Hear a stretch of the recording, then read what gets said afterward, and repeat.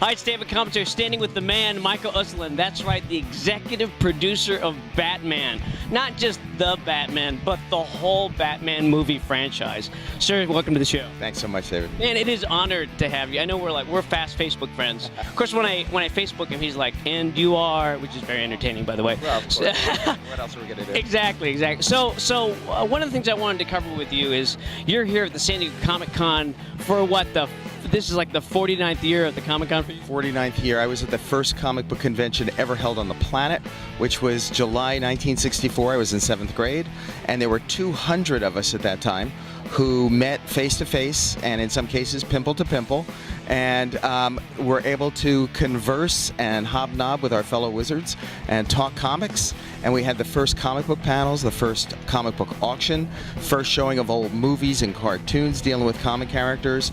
And then someone came up with the idea of, hey, for Saturday night, why don't we all come dressed up as our favorite superhero?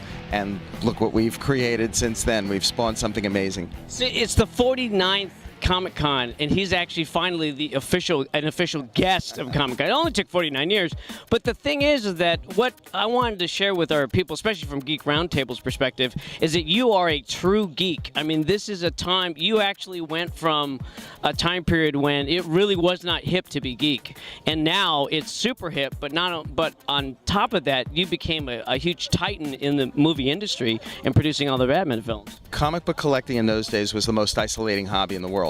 There were no internet, there were no conventions. I thought I was like the only kid in the world that was so into comic books and superheroes.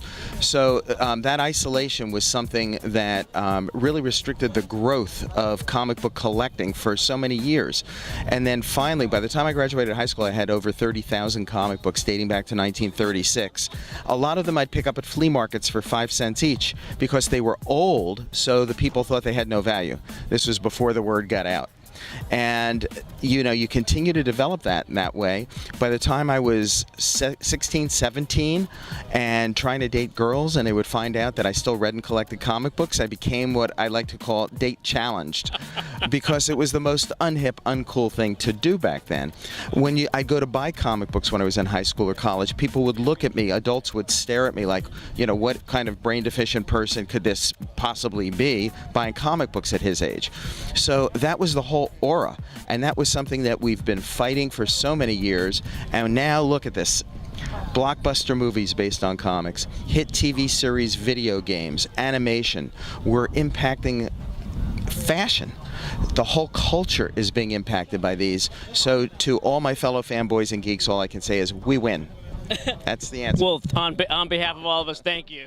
So once again, let's talk about the book, The Boy Who Loved Batman. You can find it online, in stores. It's his book. It's the true story of a geek into success. So let's talk about the Batmobile behind us. Most of the people that know the original Batman from a television perspective remember all the comedy. And the thing is that really infuriated you because you were a true fan. Yeah, I was about 14 years old when the TV series came on the air, and I was so excited. And then the night it premiered, which was a cold January night, I was simultaneously thrilled and horrified by what I was seeing on TV. I was thrilled because the car was cool. The car is still really cool. It was in color. Somebody was spending a lot of money on the sets, but I was horrified that the whole world was laughing at Batman. It just killed me. And that night, I had my little young Bruce Wayne vow moment like he did. And although my parents were safe upstairs in the kitchen, there were no bodies lying in our den. But I said somehow, someday, I would show the world what the true Batman was like. The dark and serious creature of the night, stalking criminals from the shadows, the way he was created by Bob Kane and Bill Finger in 1939. And I would attempt to erase from the collective consciousness of the world culture those 3 little words, pow, zap, and wham. So now we're here at the 1989 Batmobile, and flash forward 10 years between getting the rights and moving to the actual movie in 1989 where The Dark Knight really happened on screen, where we saw it all differently for the first time ever. Tell us about that period, because it wasn't easy by any stretch of the imagination. No, my partner Ben Melniker and I bought the rights from DC Comics in 1979, and we were promptly rejected by every studio in Hollywood. They told me I was crazy. They said, Michael, it's the worst idea we ever heard. You're crazy. You can't do serious comic book movies. You can't do dark superheroes. And for God's sake, no one's ever made a movie based on an old television series. That's never been done. So with turndowns everywhere, it wound up taking 10 years from that time in what I call a human endurance contest till the first movie actually got made and we could show the world what a dark and serious Batman would look like on the silver screen, as evidenced by Anton Furst's amazing creation. Anton was our art director, dear friend. He won the Oscar for his work on designing Gotham City, the Batmobile, the whole look of the picture. And this revolutionized everything. It really did. I mean, to me, this is, this was the first vision of it, truly. And we were amazed by it.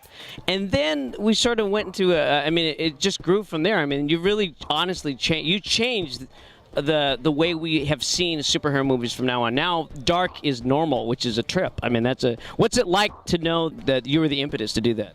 Well, it required years and years in the trenches fighting for this to try to convince Hollywood that comic books and superheroes are not synonymous, that you could do dark and serious approaches to comic book films, that just because it was a comic book didn't mean it had to be funny, it had to be campy, or they had to make fun of it.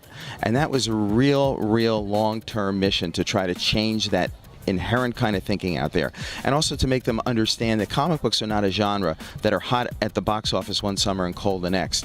They are an ongoing source of great stories and characters the same way plays are and novels are.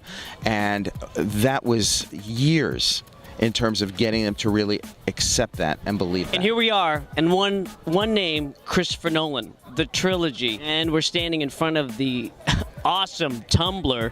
Tell us about the latest franchise of the Batman films. All the credit, all the accolades belong to a genius, a true genius, Christopher Nolan. What this man has done has been to elevate all comic book based movies, to raise the bar for all comic films. When you walk out of a movie like Dark Knight or Dark Knight Rises, you no longer have to say, gee, that was a great comic book film. You can say that was a great film, period. And it's had such an impact on the world because it crosses not only borders and demographics, but cultures as well. It's changed everyone's thinking. It's impactful emotionally. It's important thematically. And it's a whole new ballgame once Christopher Nolan took the helm. That is awesome. Now, here's the thing, is that just so you know how big and incredible this movie is, something has happened that has never happened since the 1930s that we know of. Tell us about that.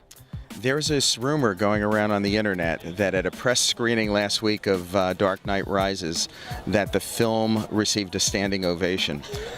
If that's true, then apparently that's the first time since Walt Disney's Snow White and the Seven Dwarfs that something like that had happened. That is fabulous. Congratulations, sir.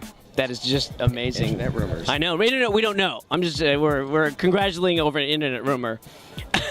So now let's switch a little bit to the business side of things, because we do business-to-business type stuff. What was the most important trait that you learned coming up in putting this film together? These films together? It's very simple. Find a filmmaker who has a love of a character, who has a passion for a character, who has an understanding of a character. Find a filmmaker who has a vision as to how he or she is going to approach this character and story, and then watch them execute. And if they can execute the vision and have that passion and understanding, I really don't believe you can go wrong.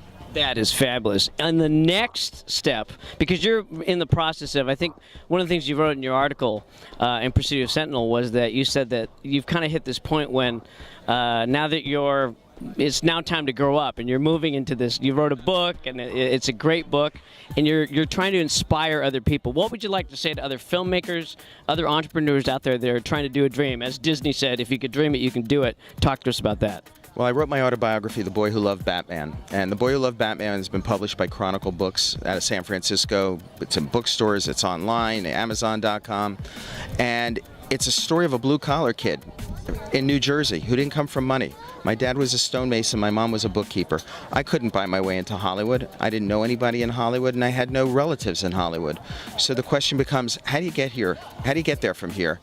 What do you do when you have a dream? What do you do when you're burning with a passion? Well, what I've learned is the first thing you have to do is sacrifice any sense of entitlement you have that the world owes you something, and you got to get up off the couch. If you get your butt off the couch and are then willing to knock on doors literally until your knuckles bleed when everybody's slamming them in your face, and persevere with a high level for frustration, you can make your dreams come true. I'm living proof of that. And that's really what my message is. Oh my, that's fantastic. Now take that to heart, because you got it here, right here on the Big Biz Show, on Geek Roundtable. Michael Uslan, David Kamatoy, on behalf of Erin Keepers behind the camera, and of course myself, David Kamatoy. Thank you, sir. You are an inspiration to us. Thanks so much. A lot of fun. And we're going to get him on Geek Roundtable. Has to happen, right? Yeah, let's go for a ride in the car. Okay, let's do it.